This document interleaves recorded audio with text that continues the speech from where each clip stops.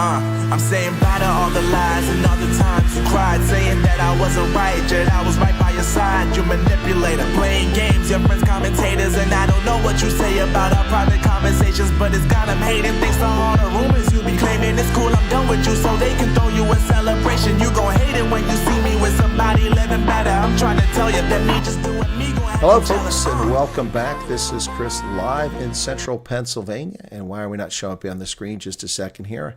We'll take care of that. Welcome back to the program. Today, we're live in central Pennsylvania with special guests today.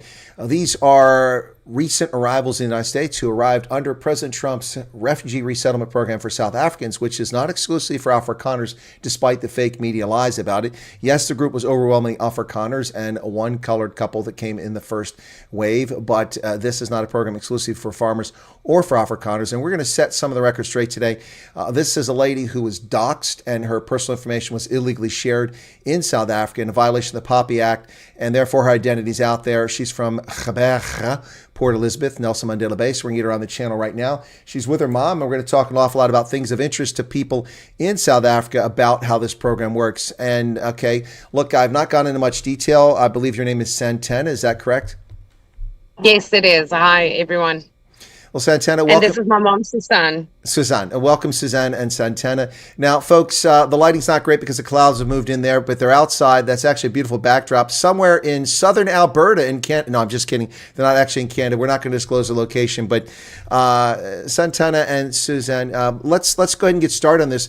You were outed and doxxed by the Herald and also by Newsroom Africa, who first revealed your identity without your consent, without your approval. Were you aware of that when it happened, and what were your thoughts?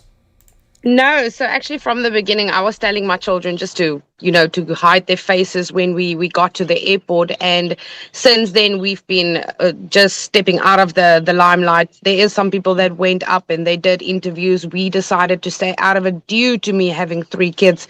So I have a 14, 10, and a 1-year-old. She just turned 1 today. So you don't normally want negativity on the children. And it's a thing that South Africans do. They turn on each other really quickly. So I stayed out of it. So about 2 days ago, I got a message, actually a missed call at 6 o'clock in the morning from a random number. And then I was left with a message on WhatsApp to say, yeah, she's from Harold. I need to comment. And I just said, you know what, now I don't have to comment at all. She needs to respect that. And then the next morning, I woke up with my face plastered on the Herald. So, and not just my face, it was my house as well. So, I mean, there is complications that can come in that. I mean, the agent whose board is outside my house with her name, a telephone number, everything on there. They actually went and tried to interview my granny that is 90 years old. So yes, that was not consented at all. And it was a little bit of an ambush, but now we have to just deal with it. Well, in fact, you've been outed and doxxed, and there's a couple things about this that I find particularly disturbing, other than the fact that it's a violation of the Poppy Act, international norms, and U.S. law. You're now protected by the U.S. Constitution living here in the United States. You have the same rights and privileges, except for voting, that American citizens have because of your refugee status. So what bothers me about this especially is the behavior of the media in outing you and putting your family in jeopardy. Also, as you said, the real estate agents selling your place.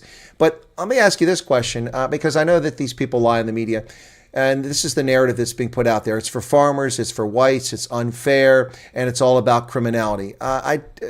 Can you confirm, did you go to your interview when you went through the pilot program, and did you say, I'm a victim of white genocide, or did you simply tell the stories about how you've been oppressed? Yeah, so basically with me and my mom, we've never been physically harmed in any way. We do have a small plot, a farm that is not in PE, it is elsewhere. We grew up there, and my dad had some cattle and whatever. So the thing is, we only explained what happened in the past, why we left the farm, why we came to PE, and then recent small events that happened to be. But the majority of the problems we had was on the farm. And I mean, it was like cars was damaged, cattle was killed. It wasn't physical. Nothing happened physically to us. So what I know about this program, it is for everyone that feels that they are maybe victimized in South Africa if you are colored or white or even black. So yeah, the people, especially the white Afrikaners, I don't know if you see in the comments, but you get very bad comments, especially from us, from the white people that say, oh, no, now we can go take her land. It's not so easy to say, we worked our butts off for the properties that we owned. And unfortunately, I am a single mom with 3 kids. So yes, you do sleep with one eye open at night. You're worried what's going to happen because your neighbors gets robbed, or in the past that one of your close friends was murdered on a farm. So yes, it's obvious that anyone with a mind and wants to live safe will take up this opportunity. So the point I'm trying to make very quickly there for you is that you didn't go to the embassy and say white genocide. You never said that, and you didn't complain about being singled out for crime. Your concern was the threat to you as a racial minority. Is that what you told them? Yeah. Okay, but I mean, I think that's the important thing we got to get out here, because the media keeps running with this narrative about farmers. You were a farmer, but you, because of safety reasons, felt the need to move off the farm before something happened. Is that correct? Yes. Yes. Yeah, because, Dad passed away, and he was one of the victims on the farm where they hijacked him, pull him into bushes. He was sitting on thorns, and they stabbed knives into my husband. Yeah, they gun pointed him at one stage. So when he got terminally ill, things got worse because we were alone, we were women, we were children. So yes, we left there to be safer, but the thing is, it didn't stop there. We had petty theft there in PE as well. I think everyone experiences the same as us. We're not saying just because we're white that happened to us, but the thing is, just the big picture is South Africa is not a safe place to stay. I mean, we're sitting here outside. If you drive around here, there's no gates, there's no big walls. It is totally safe. We're surrounded by bush, nature, beautiful nature that we can feel at peace with. And I would like my kids to live in that. Oh, absolutely. I mean, that certainly seems reasonable. Of course, I've been to South Africa many, many times and just came back. In fact, you beat me back to America, Santana. Yes, I actually did. I was actually in South Africa when you guys got back here. And I had the chance to interview Thea van Straten before she left, which was a big secret. I kept that interview embargoed for all of your safety until I confirmed that you'd landed on the ground to protect your safety. And Thea and I talked. She was quite rattled. You could tell that it was a very emotional experience. I imagine that for you and having kids, it was probably quite an emotional experience. I'm talking about not just the interview, not just the medical checks, but actually going to the airport, having people sticking cameras in your faces, and then the uncertainty of flying, the 2-hour delay to get off the ground when the officials harassed the airline, and then you landed in Senegal and you finally took off and you landed in America. What was that like for you and for your kids, more importantly? I'm sure that the 1-year-old won't remember it, but the 14 and 12 are going to remember this. Yeah, so my children, my oldest one, the 14-year-old, she was a little bit sad. I mean, they are leaving friends behind, people that they actually loved, or schools that they were familiar with. I think the most unsettling feeling was the unfamiliarness. You are coming to a new place, a new culture. I mean, new schools and work and everything. So I mean, that did concern everyone, but. Yes, we worked hard for what we had, but I mean, we left it all behind for them. So everyone is hopeful and exciting to start their journey here. I mean, the flight was bonkers. Let's not even go there. With 3 kids and 20 bags, it was hell. Let me tell you, it was hell. And we actually put it on nice shoes because we thought, oh gosh, if we get off there, Donald Trump is going to be there. So my feet was killing me. Our backs were sore. The children was tired, and yeah, it was chaos. But once we landed, I mean, my sisters, I have family this side. I'm currently at my sister's house. They came, they collected us at the airport, and then everything started settling in slowly. Everyone is happy. They still haven't started school, the kids, but yeah, we're easing into the culture over here. Well, you won't start school until August or September because August, yes. Yes, because some kids actually started already. They started this last 2 weeks. That must be some alternative schooling, because the school year runs usually August, September to May. May, June. Yes, yes. Because America was an agricultural nation. In the Northern Hemisphere, our summertime is when we need the labor from the kids, and we've never gotten away from that system. So that's how our education system is set up. Even though the kids are too lazy to work on the farm for the most part anymore, but we still have that system. So anyway. All right, well, there's a few questions here that I think are apropos we should discuss. Number one is you're a single mom, correct? Yes. All right, and so you've got kids. I'm not to pry in your affairs, but this is important for others who are going to follow this path or interested in this path. You've got children from different parents. You've got a different father for the kids. One of the questions comes up frequently is that you need approval from the parent to give permission. But I understand that your oldest two children, you have full parental rights to them, so you probably didn't need that. Yes. But the daughter, did you have to get approval from the natural father in order to get the kids out of the country? And what kind of approval? Was it a letter? Was it a letter from an attorney, or how'd it work? Okay, so like you said, the two oldest ones, I have a divorce decree, so I have full rights over the kids. So I was able to fly them over. With my daughter, it was a mutual agreement to stay parted. So on her passport, there's no dad listed. So she was born, she was put in the system as only a mother, so they didn't require any documentation for her. My son was the only one that had a dad written on his passport because I was married at that time. But my divorce decree stepped in for that because I have legal rights over the two bigger children. They just needed the documentation. So I just took my divorce decree with that stated I have sole rights and responsibilities over the kids. And then, yeah, they took that, they made copies of that, they made copies of all the birth certificates, and there we went. But I must say, with the embassy, it was a little bit bigger. I was actually a little bit stressed at one stage because they wanted all the documentation to be handed in. They wanted it to be checked. They wanted it to be re-stamped and certified to make sure it's legal documentation. So you can see US is for the kids. You had to make sure that the documentation they wanted was there. Well, the other piece of this too, Santana, of course, is that South Africa has very strict child trafficking laws. And of course, you have to go through South African immigration to get out. So you have to satisfy them. It's not just the embassy. That's why the American government was trying to make sure it was all copacetic and straight. So let's so that's the kids. So that's important for people to know about. Now, you did say that you're actually at your sister's house. She was already living over here. So I imagine that when you went through the interview, and you can correct me what I get wrong, is that you were asked if you know anybody in America or is any place you'd like to go, and you said, yeah, my sister lives in southern Canada. No, I'm just kidding. My sister lives in this place and I'd like to go there if possible. They asked that question, and is that what happened, and that's how it worked out? Yeah, we actually got a mail with our second interview that had some documentation on there where you had to list where your family is living currently. And then that documentation was talked about in the second interview. So once there, we had to go through all the listed items like, okay, you have family here. Would you want to stay close to them? I actually have two sisters over here. Both of them are H2A. On visas. One is busy with the green card. The other one is going to do asylum, which is a good thing because they're already here for 5 years. But yeah, so we could choose which way we wanted to go, and then we ended up choosing the one path, and this is where we are now.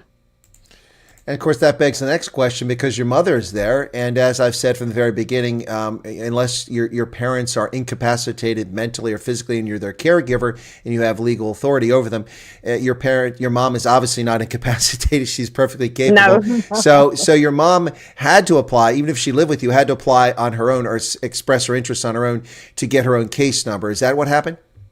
Yeah, so in the beginning, I sent the mail to that Pretoria email, but I listed my family. So my mom is basically the sole caregiver for my children because I was fully working and the kids was taken care by her.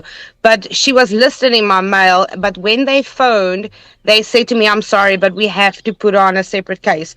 So that then went on to the second, third interview. We were told at one stage, listen, this may happen, that you can be splitted, but we're going to try and put you together the best we can. But there was never one moment where they actually split us. They kept us together from day one until we landed safely, yeah. So it worked out very well in the end. You're actually in a place where your sister's at. Oh, look, I'm not trying to give advice to your sister, but I'm a little concerned about the comment that she's going to apply for asylum. Most asylum cases are turned down. That might change with the current situation in South Africa, but I don't know that's going to be the case. Every South African asylum seeker has been rejected in the past. I don't mean to discourage your sister, but the refugee program is a better option. I appreciate that. So, but you got two sisters who came over that are doing farming. so Yeah. you've come over. So are you looking for any work you can get, or are you looking to get into farming? What's the deal? No, I've been working for a very stable and very good company for over 11 years. So that is basic knowledge that I'm going to go in the same route. I must just get my social security number sorted out. And yeah, we've already applied and went from some interviews. But yes, I'm following my same direction, definitely. Look, Right. if I don't get it, then you're going to have to start at the bottom. But I mean, yeah, we're going to try. But we want to go for a farm also. Yes, we want to buy a homestead at the end of the day. That's what we like to do back in the past. So that's what we want to do in the future again. And now we can. Well, wherever you're located, it's certainly not in central Pennsylvania because I can't afford to buy a farm. So I'm sure you can't afford to buy a farm here. But perhaps you have better prospects where you're at as time passes. So what's your reception been like here? We talked to Thea and we've talked to Jan and Mariki, whose identity we shielded, who are in different parts of the country, and both of them have had unbelievably pleasant experiences. They've been treated very well by the resettlement agents and by the non-government organizations and volunteers. They were talking about, Thea talking about how there's so much food in the place, stock for her. Now, I don't know if you're staying with your sister or you're staying in temporary housing, but what's your reception been like since you arrived in America? I think everyone's case is a little bit different. We are very happy with no one can complain, which was on this flight. I mean, what they did for us was beyond amazing. So I think in some states, like we are in a very small state, which they weren't an organization my Afrikaans just came through. But in any case, so we are in a state where they don't have this company. So the company closed our year in January. So they needed to employ someone that's a little bit further away from us. So we haven't received any benefits as other people are. I have heard, because we all formed a little group where all the persons on the flight is on one group where everyone is communicating with each other. And some did receive very amazing benefits. We haven't received anything yet. We took up housing with my sister. They were willing to take my mom and myself and my 3 kids in. So we are staying with them until we find our feet, get work, and, can move into our own place. Food, on the other hand, we budgeted before we came here. We put some money away to make sure that we are independent on our own side and not to make not to rely on USA benefits because they do so much for us. But look, if whatever comes, it helps a lot because it is a little bit more expensive here, especially when you work on rands. I think when you work on your own and you earn your dollars, it's not going to be so hard. But in rands, it goes like this. You swipe and then whoops, there goes a 2,000 just for a little few things. Yes. So yeah, we haven't received it yet. They are busy. We have received Medicaid, everyone. But the rest of the benefits, no, we haven't received it yet. All right, and to be fair, for those who are listening, that's not a complaint on her part. I asked the question about what's going on, so let's not get the fake media because they do watch these interviews misstating the facts. She was not complaining. I asked the question about the benefits. Yeah, and so there's a question I need to address very quickly. Caroline Ehlers says, "How do you apply for the program? My son was murdered in front of us because he was white, and the men that shot him have been chasing us and want to kill us." Caroline, what you need to do is go to zausembassy.gov if you're interested in this program. Fill out the form there. There's a link to it and express your interest in the program. Explain to them when you might be available to resettle and fill in all the blocks that are appropriate. Make sure you have a passport and a birth certificate. And then if you don't, answer honestly, go apply for it, get it as quickly as you can, and move on from there. So sorry about that, ladies. I just needed to answer that question very quickly. No problem. So let me ask you this question. What was it like landing in America? Have you ever been to America before? No, I haven't. But let me tell you, it's huge.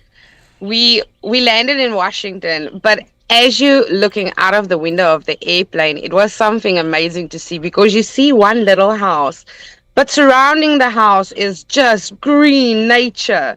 It was beautiful. And then when we came here, it's massive. And okay, we didn't stay long there. We were more in the airport than anything else. But once we got home, okay, we came home dark. The next day, we explored a little bit. And like I said, it's open. Every single house is open. I mean, it's fresh, it's green. When you drive, you're driving through this beautiful overhanging trees. Yeah, it's amazing. Kids is playing outside. Yeah, kids are playing rugby and soccer and everything outside, and you don't have to worry. It is good. It's refreshing. Well, I'm glad the kids are playing rugby, but this soccer thing disturbs me. They need to knock that off. Yeah, and they are actually going now for this American football. Everyone is now in this now. So yeah, that's a new thing here too. All right, well, that's something that I have to get accustomed to. There are other sports, and we don't have any netball here. I apologize for that for your daughter. Yes, I saw that. My daughter was devastated, but it's time to get something else. Yeah, well, it's maybe you guys can start up a netball league at some point if you get enough of you together.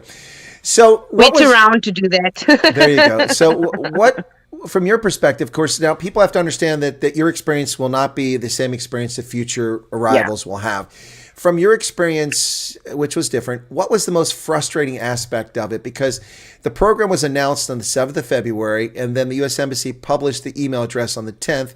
You did tell me you've been watching my program since the outset, and I don't know if you sent an email in because I encouraged you to or suggested you to, because I wanted to verify that that was legitimate before, and we went and did some forensic checking with electronic means to take a look and see, and we proved it was from the U.S. Embassy. And then once I confirmed that, I said that people, if you have interest, you should send it in. But what was the most frustrating aspect for you? Because it went from 7 February until 12 May before you arrived in the States. Yeah, so the waiting part of it was torture. So no, we didn't take your video to send the mail. That we did that prior, and then my mom came across your emails, your video blog, and that's when we started looking. But I initially sent the mail on the 13th. And I didn't get a response. And, as we feel is like okay, now you're seeing all these interviews happening, and why aren't you good enough? And so now you're panicking and you keep on sending it. I think I sent mine twice. Yes, I sent mine twice. On the 30th of March, I sent it again, but I did put more detail in because I've heard that everyone is putting a slightly more detailed email. So I just resend it, and then I got a response 2 weeks after that.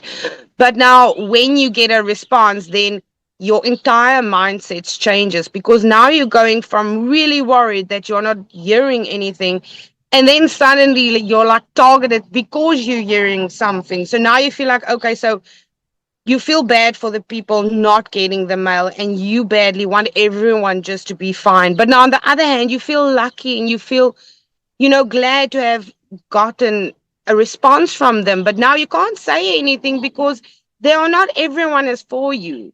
Some is going to put you down for getting the mail, with some is going to be really happy for you. I mean, I've been chatting with a lady, her name is Fiona, since day one, since I got my first mail. And I actually had someone to communicate. She did, still till today, she didn't get a mail, but she was happy for us all the way. So that support meant a lot. But like I said, now just with going to the Herald and you see my face there and the house, the comments that is coming from our culture is shocking.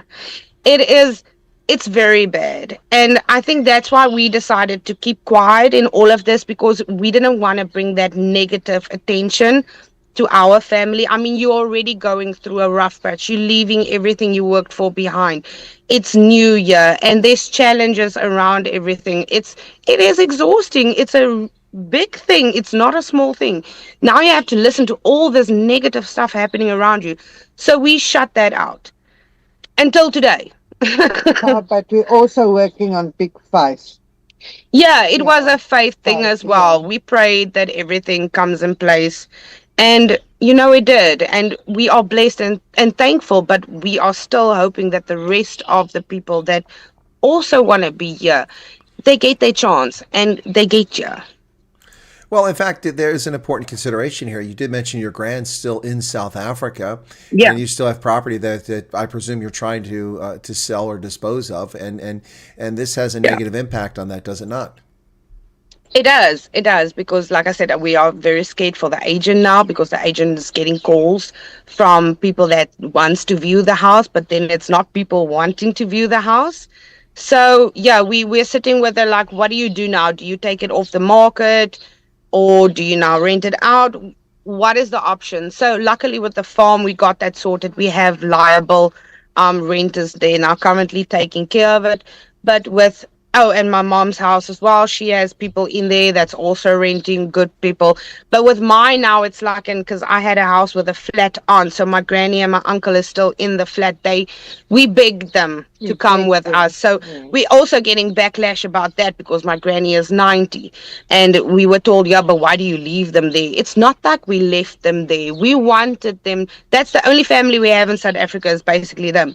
But they didn't want to come. They refused to come. My granny has Alzheimer's, so one should talk to her now. She forgets about it a few minutes later. But currently, she does have a son and a daughter still that side that is taking care of her.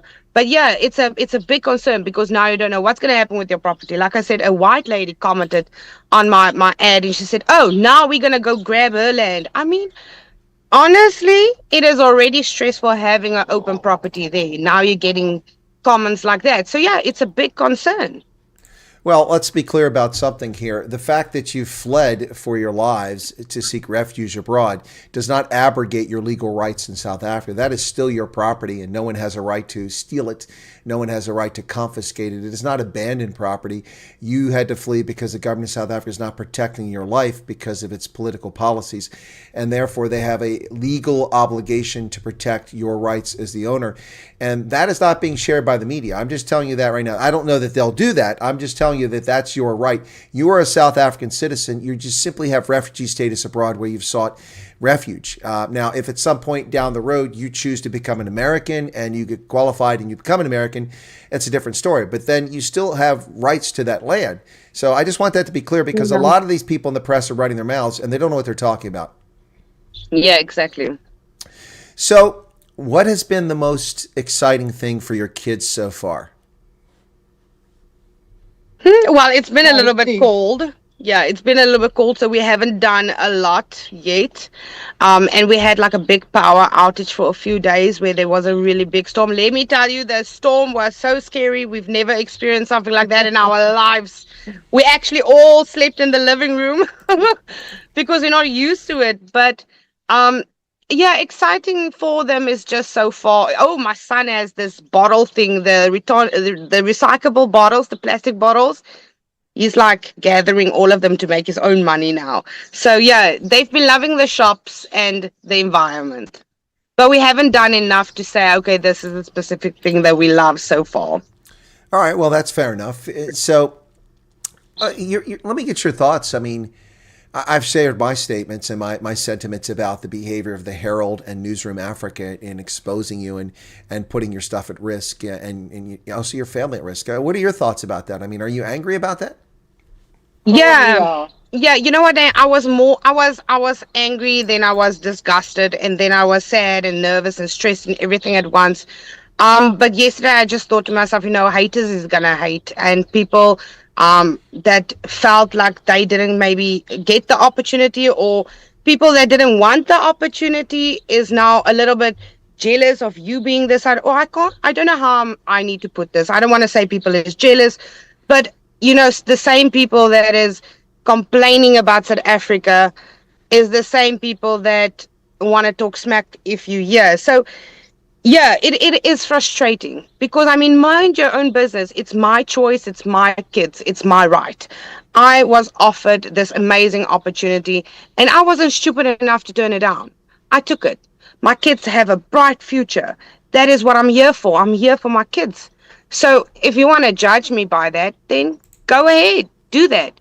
But while I'm not there, also don't flee to my house. That is still my privacy, even though I'm not there. I worked hard for that house. You need to see the comments. Oh, that house is not that worth, and and this and that. Oh, I don't see cows walking around.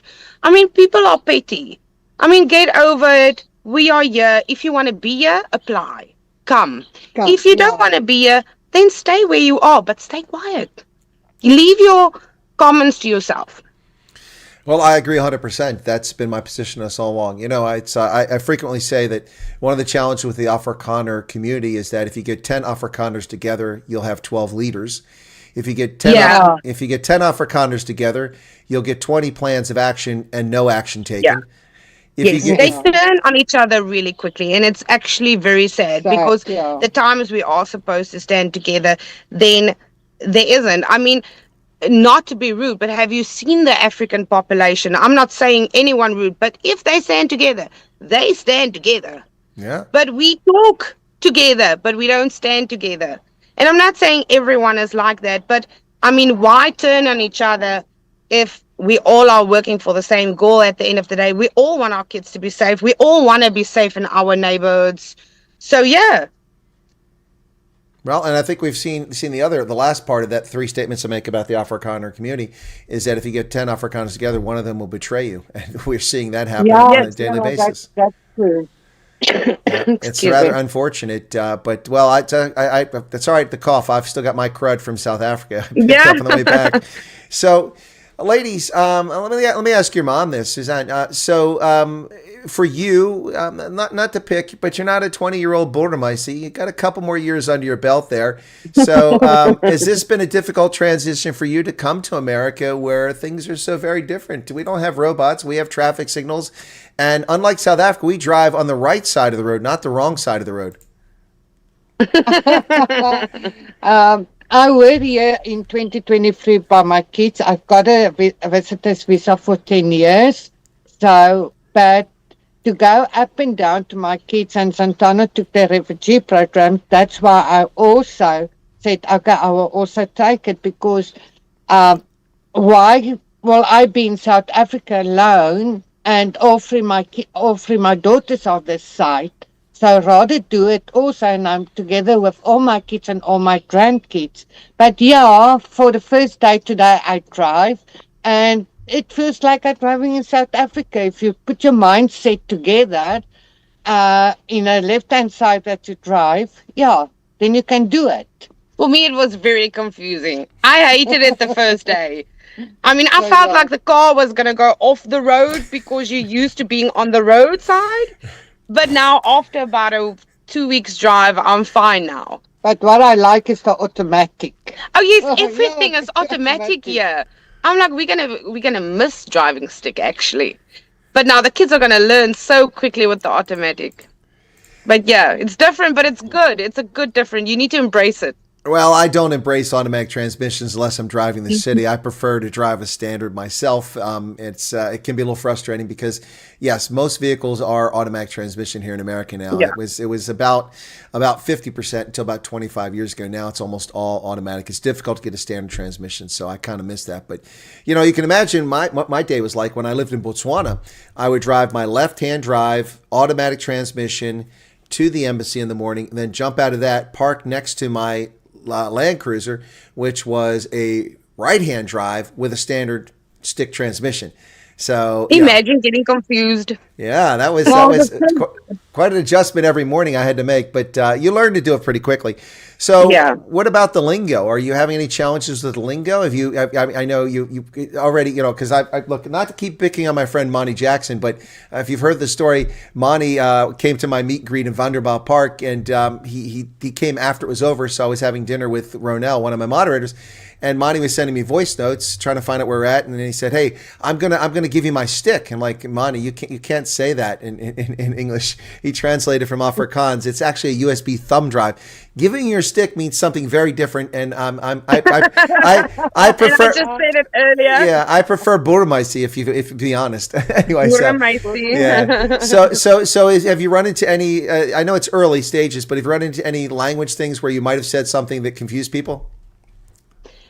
There's only the one lady. We were standing in a queue by Walmart, and no, we were actually buying food. We were buying takeaways. Yeah, and my sister said something about she wants a burger, but she doesn't want gherkins on it. And this guy automatically shouted on the intercom, and he went, "What?" Now we're trying to figure out what's another name for gherkins, and he's not understanding a word that we're saying. And it Pickles. was now pickles at the end of the day. Yes. Because, yeah. But so far, I must say some of the language is English everywhere you go, but some people talk a little bit faster than others. So you don't clearly hear what they're saying, and then when you ask, "Excuse me, what did you say? Can you please repeat that?" Then they're like immediately mean to you.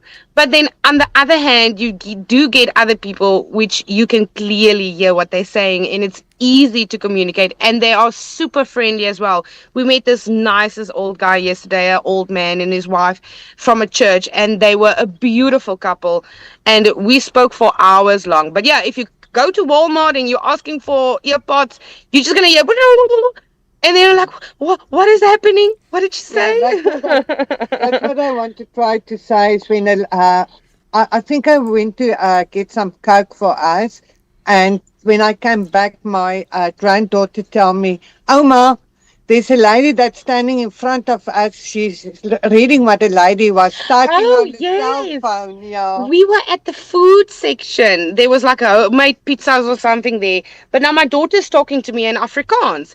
But the lady is like typing on her phone, and my daughter is eyeing the phone, and she's typing there to a friend or family member. She's typing, listen, there's some really weird people next to me speaking a really weird language. It was so funny. My daughter's like, did you see that? Yeah. Well, that reminds me of the Lethal Weapon movie, Lethal Weapon 2, when the South Africans were the villains in the movie, and they were speaking Afrikaans, and they're like, what is that? Is that Dutch? What is that? We don't understand that. Yeah, it sounds very funny. Everybody asks us if we are from German. People assume when they hear you speak, they assume you're Dutch. You're Dutch, you're German. We got that about twice or three times now already, especially in the dollar stores and stuff like that. All right, so you've gotten around a little bit. You've discovered some of our shopping opportunities, not the best ones, but the affordable ones, Dollar General and Walmart, places like that. Yes. And my daughter has a thing about this, a thrift store, because there's apparently jeans that you can get that is like 100 years old, but we haven't found that yet. Oh, no, thrift stores are all over the place. That's we found the stores, but not the jeans that she's referring to. I don't know what they watch on YouTube. Yeah, that's the problem. They're probably watching something on TikTok or YouTube. But thrift shops are all over the place. We also have Goodwill stores where people sell things secondhand. Americans are big into yard sales. They put their stuff out in the yard. Yeah, we saw that. We saw that, yes. We've been stopping at each one, seeing what there is. So keep driving. I said, yard sale. Yeah, Mom, it's like a game now, watching for the boards. Well, the other thing too is that yard sales, it's usually negotiable. People put a price on things, but it's kind of like being in the Middle East. Don't be afraid to say, look, $4, can I give you $3? That sort of thing. You can. We haven't tried that yet, but I'll keep that in mind. For our dollars. Yeah. So if I can ask, want to open a bank. You want to open a bank? You mean open a bank account? A bank account. Opening a bank takes about $20 million US to do that. So, but you mean open a bank account? If I can get a rich guy, yeah. Okay. Then I can open a bank. That's true, but open a bank account. So, but you got to have a social security number for that, and that's what she's working on. So, once you have that, you'll be able to do that. So, let me ask this question. I mean, if it's too intrusive, you don't have to answer this question. But I know a lot of people are curious about this. I had a guest that was going to come on, but then someone threatened his business, so he backed out.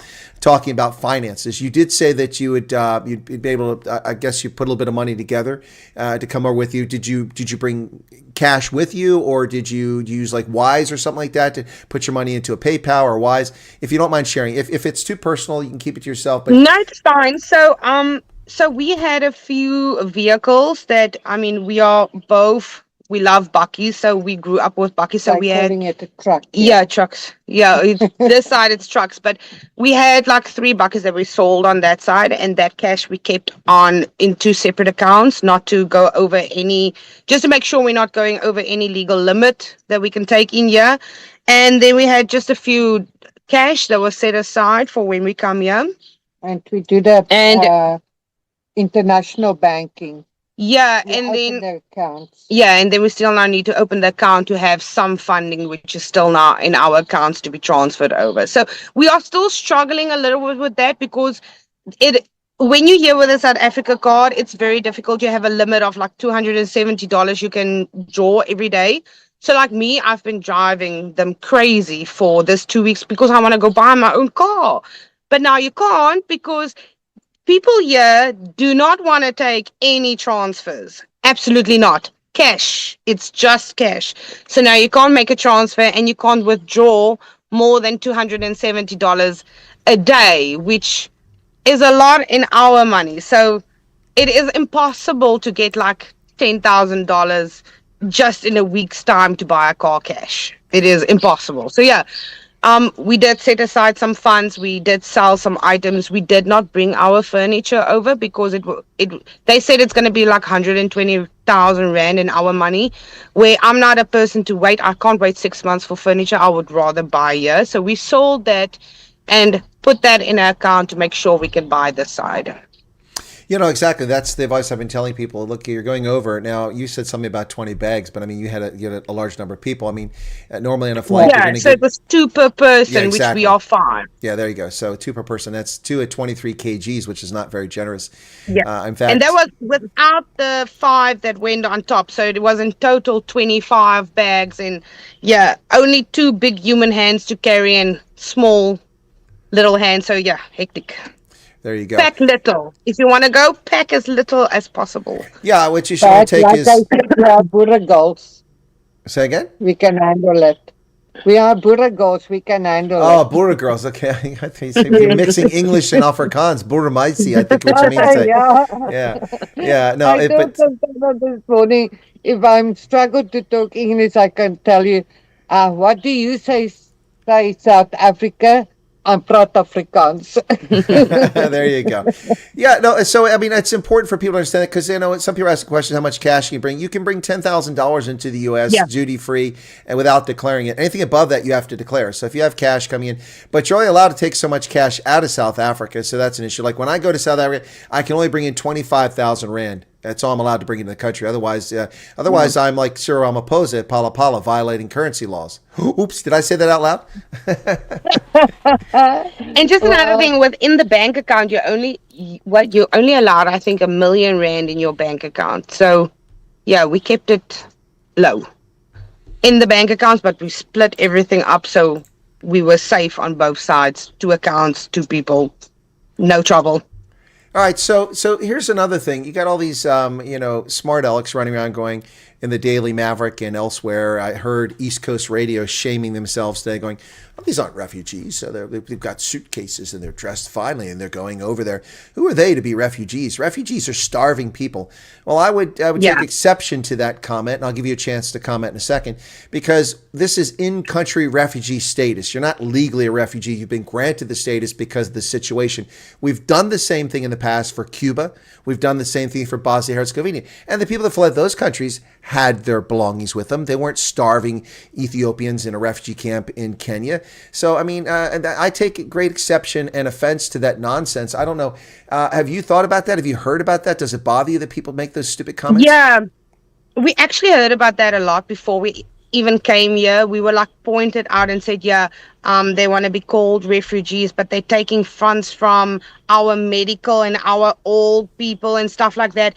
And I said to my mom, in the beginning, I actually felt bad about it. But at the end of the day, if you really think about it, I mean, he just cut 8 million funds from South Africa for AIDS relief. Yeah. So that funds is probably being utilized somewhere else. And now it's actually helping for a good cause. For South African I mean, people. yes, we are not killed or half-armed here, or there's people in very bad situations, and I do want them to come here as well. I don't want to take someone else's place. But I think Donald Trump is trying to be fair enough to help where he can. I don't know how to put it. I don't have any political sense in me, or I don't watch the news, let's put it that way. I only followed the refugee situation. But I think, you know what, we felt bad. We wanted it, and then we felt bad for getting it because now we're taking someone else's spot. But you know what, just sitting here, I don't feel bad because, yes, we didn't sleep at night. I had knives under my pillow at a stage because my house was marked 3 times in a row. I was told in my face in front of my yard. we will rape you and your children. I will rape them in front of you. So no, I don't feel bad. I feel safe. Yeah, in America. So I'm sorry if I'm taking someone else's spot. A baby But was, yeah. yeah, a baby wasn't even 2 weeks old, and she nearly died, and we're still Yeah, waiting my for the daughter ambulance. almost died because of an ambulance that got to us. Never And come to us. Yeah, we struggled for at least 3 hours to get an ambulance there. And once we drove to the hospital, we met them halfway. I asked them, can you just lead the way to the hospital? I was told, sorry, the patient must be transported in the ambulance. Got to the hospital after my mom saved her. The doctor said, oh, but she's sleeping. What am I supposed to do? Oh, Yeah, go. go. So, no, I don't feel bad. I feel blessed to be here. And I feel good for my children to have this. And for Donald Trump, President Yeah, we're Trump, thankful. we're thankful, and we're thankful that he stands up for the white Afrikaners, for our skin color, but not even the skin colors, for everybody that he wants to help to go out of South Africa, Yeah. to lead South Africa. Let's not get just that one thing wrong. We are not racist people. Yeah, We have worked with a diversity of color, and there are very good people in South Africa, no matter what the color is. I can give you names of a handful of people that is amazing, but it isn't run properly. There is no future for our kids there. So yeah, no, I'm thankful. That's all I can say. Very thankful and happy. Well, you have no reason to be to feel anything other than the way you feel. You have not taken someone else's slot. We have no obligation to take a single person in this country. We do it out of the generosity of our hearts, and that's Exactly. how. And we welcome you. And just like when Trump was Thank president in his first term, we welcome hundreds of thousands of Somalis, Congolese, Afghans, Iraqis, and people from around the world as refugees to come to America. But Trump gets no credit for taking all these people of color, brown people, and Muslims and others. But he did do so. And now he's welcoming South Africans. Joe Biden welcomed over 300,000 unvetted Ukrainians. Last time I checked, they're white and often Orthodox who come here, Christians, and nobody batted an eye. But now because a few South Africans have come here and almost all in the initial cohort were white, the racists who are white and black have come out in full force to attack you. You have nothing to be ashamed of, nothing to feel guilty about. You did not game the system. You did nothing wrong. An opportunity was placed in front of you. You felt pressure and you felt the need to protect your children, and you grabbed that rose. Course. Yep. Yes. And I mean, did you see the interview of Ramaphosa and Donald Trump? It was a laughing matter from our president, the one that's supposed to have everything in order. So, no, we are here where someone is actually looking out for us. And we want to apply for that green card as soon as possible. We're not going to wait till the end of the year. We want to stay here. Yeah, that we can have a president that we want to vote too. People. Yeah. Yeah, so it sounds like you want to become Americans down the road. That's if you want to vote. Yeah. So let's see. We've talked about a lot of things here. We've talked about the Herald outing you, and that's why you've come on camera, because we talked about this beforehand. Initially, you were willing to talk. You approached me. I think your mom approached me and said you want to talk, but we were going to do it with anonymity. But then the Herald outed you, so you've come on camera, because there's no point hiding behind a camera. Because otherwise, if we didn't have you on camera, people like, well, what are they hiding from?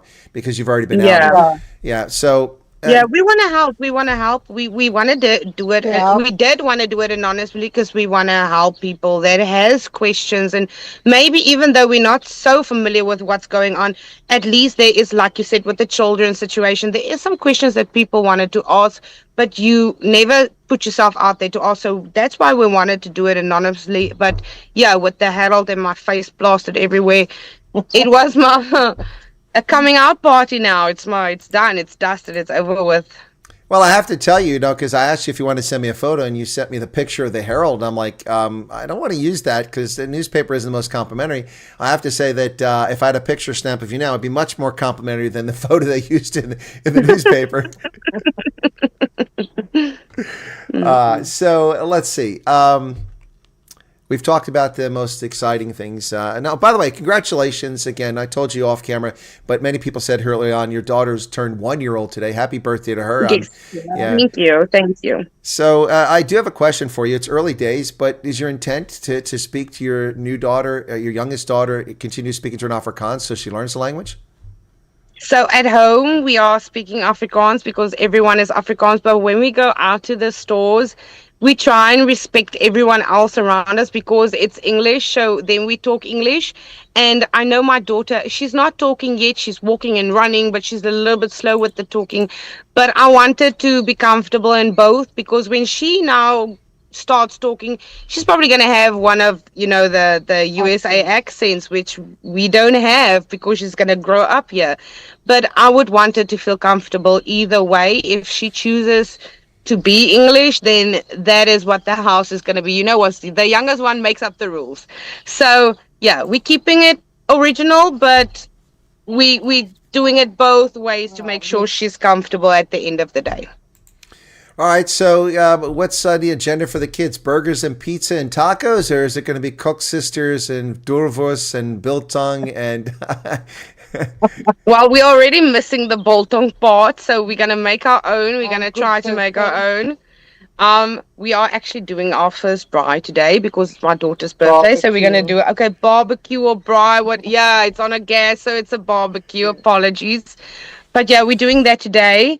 And yeah, otherwise, the kids are a little bit fussy. But let me tell you, everyone that was stressing about the food that tastes so different, no, it does not. It really does not. There is some stuff like the bread is a little bit sweeter, but the meat is exactly the same. So if you have your spices and your choppy, you can still have your braai. And make your braai broodjies. Exactly. So it's not that different. I mean, yeah, my brother-in-law was just called yesterday, and the work is actually hunting. I think like hunting 6. What do you call it in English? The box or whatever. Yeah. And they are making they're going to make meat out of it. And you know what? It's interesting because we don't get that chance that side. And if we hunt, we also do it with wild. So we make our biltong with wild. So it's exactly the same. We can just do it on our own here. Just be safe here. Yeah, we're safe to do it. And you can walk in the street. You can walk on the farm. Yeah. You can drive and no taxis are running you off the road or showing you. Yeah. So what's that like? Is that a difference? Because for Thea, she was still adjusting when we last spoke to not keeping one eye open at night and actually being able to sleep. Are you guys getting comfortable sleep already? Are you adjusted, or are you still kind of apprehensive because you're so conditioned to be afraid at night? The first week was different. It was because there's not even a lot of curtains over here. So when I stepped into the room had no curtains. It was like open. So the first week was an adjustment to just sleep, but also it was a lot of overwhelming of packing. We had 10 days to pack up a 5-bedroom house. There's also you were tired. The light. Yeah, it was different. Oh yes, light. 10 o'clock. It's still light here, so you don't feel sleepy. And then when you go to sleep, you have to and wake up very soon again. But yeah, like I said, the first week was a big adjustment, and the second week got a lot more smoother. I've been sleeping like a baby this couple of 3 nights. So yes, you do feel a little bit scared in the beginning because you don't know, but now as soon as you step in here and you see, then your mind eases automatically. All right. Well, so let me just caution you about something. Number one, if you're cold now, it's springtime. It's going to get warm. Yeah, I heard. Wait till winter. So you're going to have to get some puffer jackets. Aren't going to keep you warm. First thing. Second thing is that yes, it stays light till 9:30, 10:30, depending on as we get closer into summer. But by the time we get to winter, it'll be dark at 5 p.m. So this is in South Africa where it gets dark at 6 every day of the year. Yeah. Yeah. So but because of our latitude, it's even worse in Europe. I lived in Germany. I went there in 1984, and it was 11 o'clock at night, and the sun was still up. I'm like, what the heck is going on here? Because Germany is even further higher up latitude than North America. So anyway, but it's something to get used to. Don't get in the habit of thinking that come November at 8 o'clock the sun's going to be up, because it's going to be pitch dark. Just to let you know that now. No, yeah, I already heard about the snow coming because I'm saying to my mom, this couple of 3 days it was really wet and it was really cold. But now it's different because you come outside and you're like in a freezer, and then you're stepping inside the house, and it's like a sauna. It's like a what's going on? It like battles your mind. So you get colder when you step outside. I think when it's room temperature all over, it will be fine. But now it's like you're confused eventually but it's awesome having the heaters inside the house. It is amazing. I don't know why South Africa did not think of this. Okay, probably because they don't have snow, but yeah. So I think we'll be fine, but the smokers, you're going to suffer because inside nice and toasty, outside very cold.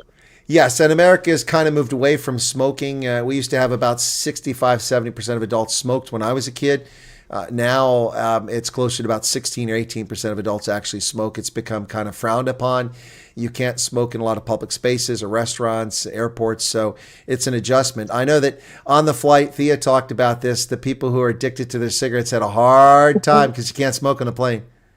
Not just that, they were making the people crazy. And to be honest, I'm one of them. So, and this one is one of them too. So when we landed in Washington, it was like everyone's lungs were like an exploding at this stage. So we begged them like, please, can you just make a little spot for us to smoke? And then they made like a little area, and everyone was like, and they were smoking like 2 cigarettes in a question of a minute. They were all drunk going inside back again. But yeah, it's a bad habit that needs to be off now. Yeah, no more excuses, stress. You have to smoke. You might have to throw it away now. Yeah. Well, that's definitely good advice. You know, a lot of people complaining about having difficulty getting passports. And my argument to these people is drop the cigarettes for 2 weeks. Stop drinking the Casa Lager. It's only 600 Rand per passport. Was that a challenge for you? Did you already have passports ahead of time, or did you have a hard time getting your passports and the birth certificates? No, so I was a little bit clever. Oh, not clever. The thing is, my kids' passports, they expired in January. So when Trump had that executive order, I immediately made an appointment online. We were there, we did everything, but then I think the lines or something was off. So we end up waiting 2 days outside of Home Affairs to get the passports done, but we did it and we got it within 6 weeks. And then it was done. So luckily that was okay. But just a reminder as well for everyone that's maybe divorced, because I didn't think of it. So I had a problem with the embassy with my surname. So I was registered on my passport as Hurley, but that was my previous surname.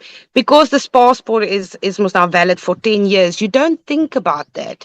So my children's ones expired, so I redid them. That was fine. But when we got here and I opened mine, because I knew most it wasn't expired, it was still on the old surname. So I'm actually in here because they didn't take my ID. They didn't take my license in consideration. Nothing at all except for my passport.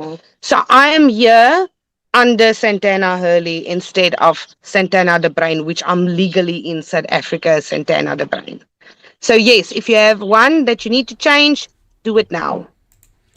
Well, did they demand a divorce certificate from you? Was that, to show that you've been divorced? For my surname, no, they did not. They just went with your passport was your key. It was your main ingredient for everything. Okay, I think it's an important question people will want to answer to. All right, so your mom, she's with you, but your grand is back there. So your mom is there. She looks to be quite happy, even though she's speaking English in self-defense. Yeah, I begged my mom and my brother to come with me because I was looking after them. But I still got a stepsister in that area around in the Western Cape, and a brother in Gauteng, like they said, not Joburg anymore. So, like I said, my mom's got dementia. So then she said yes, then she said no. And so we decided, okay, they can stay there. I'm busy with them. They're busy to put her into a place near my sister or near my brother. So she will go that way. Yeah, not just that. I think my mom has been crying nonstop before we came here. But it was due to the fact that now you're on a refugee status. So for 6 years, because I heard about 5 years, but now in this morning's article, I'm seeing 6 years. They are saying if you leave, then it makes your chances to get citizenship very hard. And we don't want to do that. So in my mom's case, you don't know what you're returning to. I mean, my granny can maybe go for another year or maybe a few months or maybe 2 years. But my mom is going to be here. She's not going to be able to leave. So everyone took that hard. But now, Chris, you need to think how I'm thinking now. Okay, my mom, if I left without her, she was alone there. So if my granny passed, then she would have had no one there. And then on the other hand is I can't stay behind for my granny and I have 3 other kids to think about. So you needed to weigh all your options really carefully. And that's why I'm saying everyone that judges this much, they haven't walked in my shoes. They haven't walked in my mom's shoes. They need to walk in their own shoes. And then they're going to realize this is not a easy decision. It's hard. And it's hard. And you're breaking someone's heart in this process. But you have to think of your children and who is going to benefit out of it. I mean, I'm 33. Yes, I still have a lot of years to go. But, it's my kid's turn. Oh, gosh. Oh, shit. My phone het afgegaan. I think we lost her there. Hello? I'm still here. Sorry, Chris. My battery just almost died Did while you get it I plugged was in? talking to you. Did you just hear how I went, oh, shit, on the camera? Yes, you did, Gay. Say that on camera. I'm so sorry. That's quite all right. But did you get it plugged in? Yes, I did. Okay, well, we won't go too much longer there, but I think that made for, someone just said that was cock funny. Sorry, guys. Yes, sorry. they're saying we all heard it. No, it's all right. It's quite all right. We're all human. Okay, so look, I mean, that's the bottom line there, is that you've got to do it. I said this from the very beginning. I said that the people that are rubbishing those who want to go should shut up because they have not walked in your shoes. They don't know your experience. They've not lived your life. They don't know the decisions you have to make. And by the same token, for many people who want to go, I said they need to shut up and stop cocking on the people who are staying because Afrikaners will always be in South Africa regardless of what's going on. And some people are going to stay. Most people are going to stay, and that's their choice. So, I mean, both sides, people should leave people alone to make their own decision. But I also said from the very beginning that this is going to divide families. I know a family in Hermanus where he's coming. She says she doesn't want to come. He's coming. She doesn't change her mind. She's staying, and he's coming. And I guess they'll be separated. But, I mean, it's a decision people have to make for themselves. Yes, some people don't want to get out of their comfort zones. I mean, they worked really hard to earn what they earned and they don't want to let it go. And I understand that feeling. It's not a good feeling. But like I said, I had something different in aspect. I had my children to think about. So, yes, I'm starting from scratch. Maybe I'm not getting the work that I want here. Maybe I start as a cleaner. I don't know. I'm scared for that. But I'm doing it for good things. So we just have to push on. We're here. We're going to make the best of it. All right. And to be honest, I don't think my mom would have made that 40 hours flight. Never. They would never have made that flight. It was the longest flight of our lives. When we got off there, I said to my mom, never again. I'm not getting on. I don't want to even see a plane. I'm done. Well, imagine my frustration. I've probably flown between South Africa and the U.S. about 75 times now over the years. No, I don't know how you do it. It's not easy. It's not easy.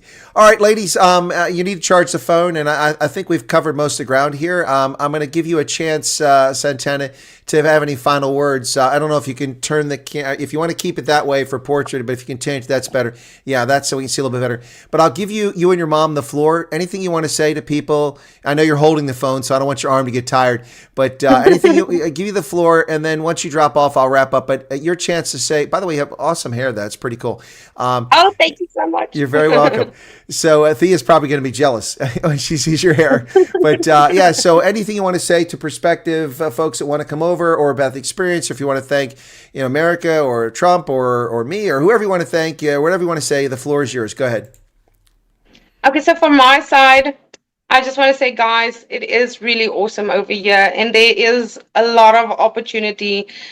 People is posting work everywhere. It's like a pool that you dive in. It's not like you're not gonna have work here, and I know people are scared of that. You guys, it's clean, it's safe, it's beautiful. So you know what, Nate? Don't be scared of this process. And I know it doesn't mean a lot coming from a stranger, but take it from a stranger. I was scared too, and I'm relieved now. I'm happy now. It was a long process. It was hard. It was hard, so but it's done. So all the best to you guys, and thank you to Chris. Thank you, Mr. Donald Trump. Yeah, all happiness, and I wish you guys the best. Over to my mom. Exactly the same. What I can say, all the Afrikaners that want to go for this refugee, go for it. You won't be disappointed.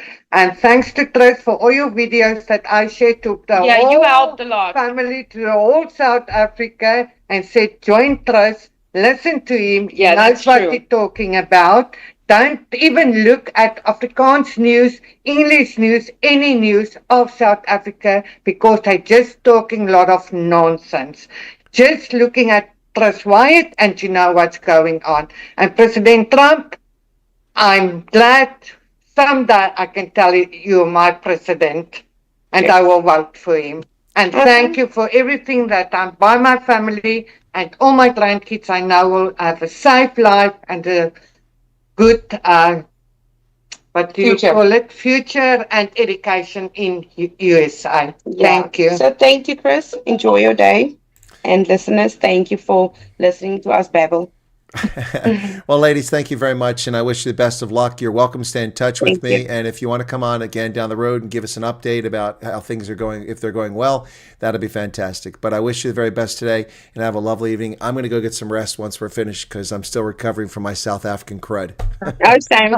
Good luck. Thank you, Chris. Bye. Cheers. bye-bye. Bye. All right, Bye. let me help them get into the waiting room, and then they can drop off. Okay, and then there you go.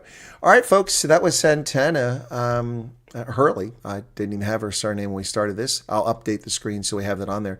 I was trying to protect their identity, but thank you all for tuning in. I hope you found it useful and helpful.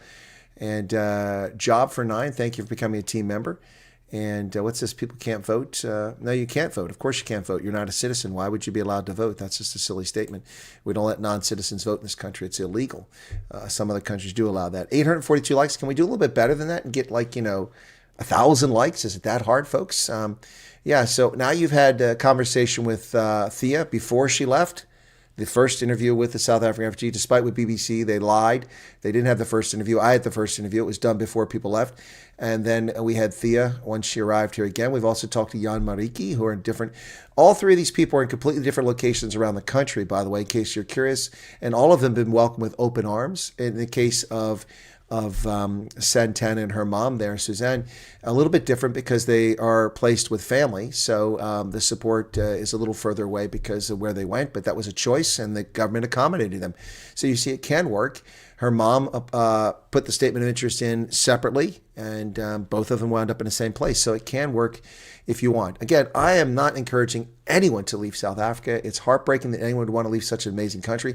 Behind me, you can see a lovely field there in the Mahalisburg. Not too far from the cradle of humankind, an amazing country, and it's sad that people feel the need to leave. But again, as I asked at the very beginning of this question, none of these people went and said, we're victims of white genocide. None of them said that. None of them said, oh, we've been robbed, that's why we want to leave. They're victims of racial discrimination, which is morally abomination, which the government of South Africa refuses to recognize, despite the fact that it's put in place over 100 laws racially discriminating against minorities in South Africa. I didn't get to it, but I think we might have mentioned beginning confirming that, in fact, there were not just Afrikaners, white Afrikaners on the flight. There was a colored couple as well with their children who are remaining anonymous, and that's their prerogative, and I'm not going to intrude on them unless they want to speak. So there you go, folks. What is this? What's a good question? Uninspired is asking.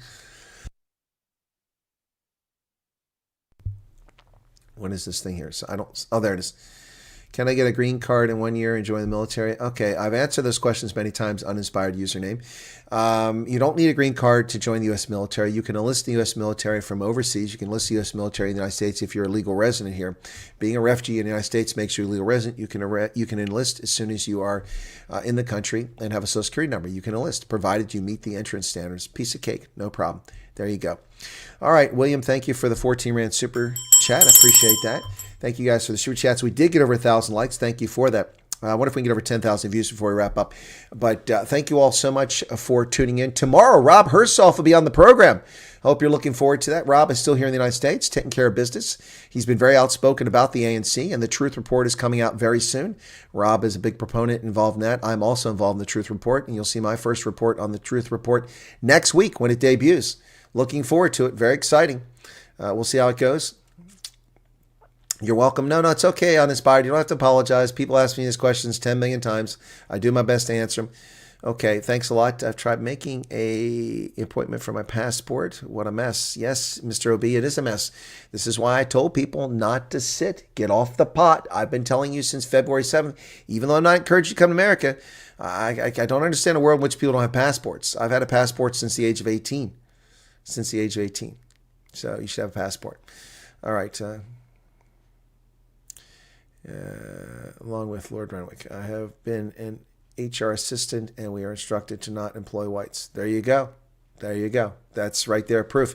If you want to come over, you just show that. Show them, I worked in this job, and I was told not to employ whites. Yep. Thanks for all the different interviews. I appreciate all the effort you put in. And may your blessings be tenfold. Also, thank you for the radio show. I'm glad you enjoy the radio show. That's a little bit different. So, all right. So, passport just expired. Well, Freelance Kate, you've been here listening all along. Why did you wait so long to get a new passport? Wow. Okay. All right, folks, that's going to wrap it up here. We didn't quite get 10,000 on the stream, but maybe we'll get there shortly. So how long? What's this? Yeah, Megyn Kelly's podcasts are genuine, but she gets her facts wrong. Anyway, but that's all right. You can't expect to be an expert in South Africa. She covers a lot of stuff. I didn't see the Rubin report. Thank you for the wonderful interview. I will watch your vids again to prepare for an interview. All right, there you go. Check them out. So if you're looking for that, folks, go to indabaafrica.substack.com. indabaafrica.substack.com. And you'll go to my Substack page. All I ask is that you subscribe. It costs nothing. I don't charge for my Substack. You'll find the article on Afrikaans. It's the latest article. And most of the videos there, I need to update that, and I'll do that. So, all right. Arctic did his passport on Friday. It's less than 10 minutes. I assume that's a passport renewal, Arctic, since you're already in America.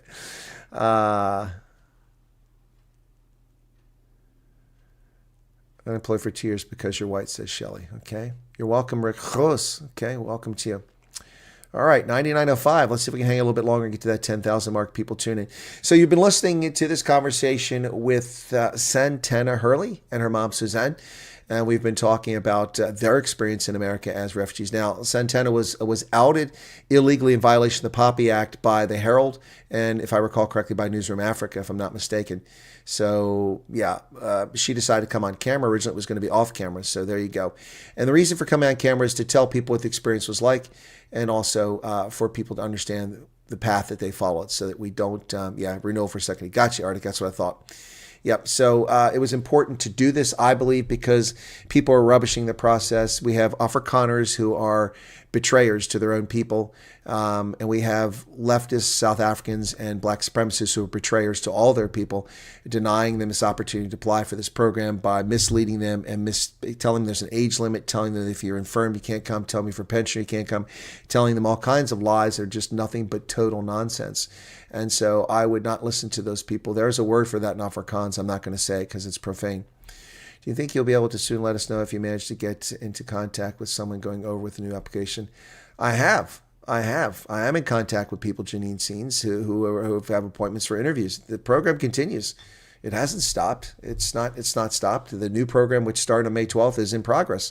And I don't know when the first batch, the next group will be coming over because that's not available yet. But there are people going through the processes. There you go. It's happening. So Thank you from the bottom of my heart. You're truly doing God's work, standing for justice, giving hope, and being a light in dark times. Well, thank you for that. I hope I am blessed, and I hope I am rewarded for it, and more subscribers and more people tuning in. But that's going to do it for today, folks. I'm done unless something breaks. I do want to make another video about what's fair and what's unfair. I'm going to go outside and record that outside. But yeah, anyway, so that's going to do it for my live broadcast today, unless something breaks in the news, and then I'll do that. Otherwise, I wish you all a very good day. Tomorrow, Rob Hersoff is on the program, and then we'll have the news after that later tomorrow. Thanks for tuning in. God bless. Be safe out there. My thanks to my guest, Santana, and her mom, Suzanne. Thank you so much for coming on the program. Folks, cheers. Have a good day. I'm hungry. How about you? Y'all take care. Bye-bye.